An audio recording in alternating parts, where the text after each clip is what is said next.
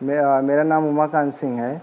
मेरी मदर का नाम इंद्रावती सिंह है। मेरी मदर को 2 साल पहले से ही हार्ट का प्रॉब्लम चल रहा था।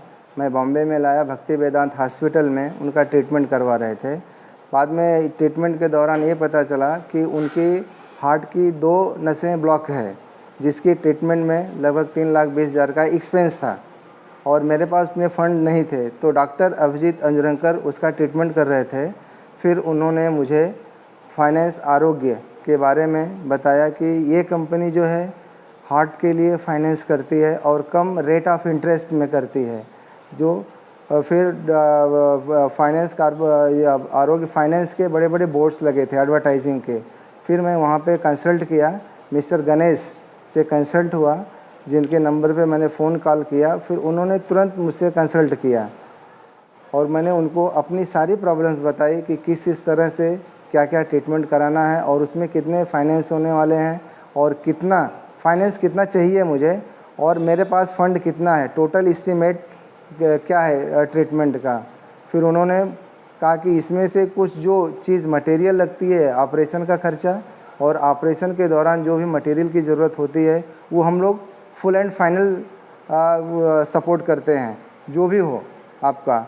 तो फिर वो उसके लिए मुझे डॉक्टर से रिटन में एक पेपर चाहिए। तो फिर मैं अपने डॉक्टर अभिजीत अंजरंकर से कांटेक्ट किया। उन्होंने टोटल एक एस्टीमेट बनाया कि इस तरह से इसका ऑपरेशन होने वाला है और 2 स्टंट लगते हैं, जिसकी कीमत मार्केट में 2,30,000 रुपया है और जो भी ऑपरेशन थिएटर का कुछ 48,000 के करीब ऑपरेशन थिएटर का खर्चा आता है।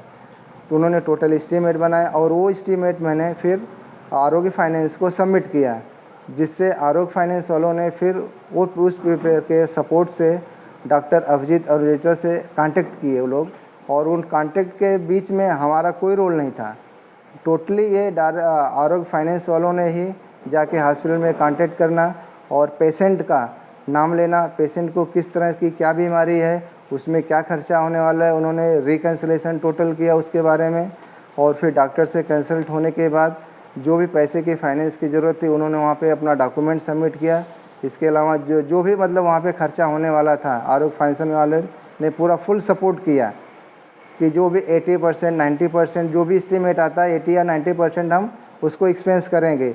बट 80 एक्सपेंस आप लोन ले सकते हो, लेकिन आपने वहाँ पे पूरा पैसे कैसे इंस्टॉलमेंट आप कैसे सबमिट करो, वो भी एक डॉक्यूमेंटेशन वो लोग चेक करते हैं। तो फिर उन्होंने डॉक्टर से कंसल्ट कर एस्टीमेट लिया। उसके बाद फिर जो है मैंने मदर को हॉस्पिटल में एडमिट किया एज़ पर शेड्यूल, जो डॉक्टर और आरोग्य फाइनेंस के बीच में बात हुई थी। फिर मैंने हॉस्पिटल में एडमिट करने के बाद ट्रीटमेंट चालू हुआ और ट्रीटमेंट चालू होने के बाद 1 हफ्ते मदर मेरी हॉस्पिटल में थी।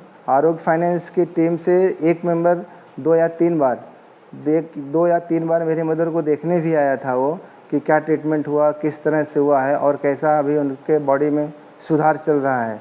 फिर डिस्चार्ज का टाइम टेबल हॉस्पिटल के आरोग्य फाइनेंस के मेंबर को पता था कि कब ये डिस्चार्ज होने वाले हैं।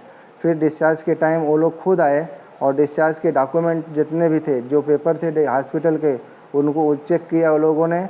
और फिर वहाँ से जो भी पैसे जब भी दिए हों वो तो मुझे पता नहीं है, लेकिन अकाउंट टू अकाउंट उन लोगों को ट्रांसफ़र ऑलरेडी कर चुके थे जो उनको चाहिए था, और जो भी बैलेंस अमाउंट था मैंने पेड किया। इसलिए मैं आरोग्य फाइनेंस को a lot of thank, very good thanks, बहुत थैंक्स बोलना चाहता हूँ।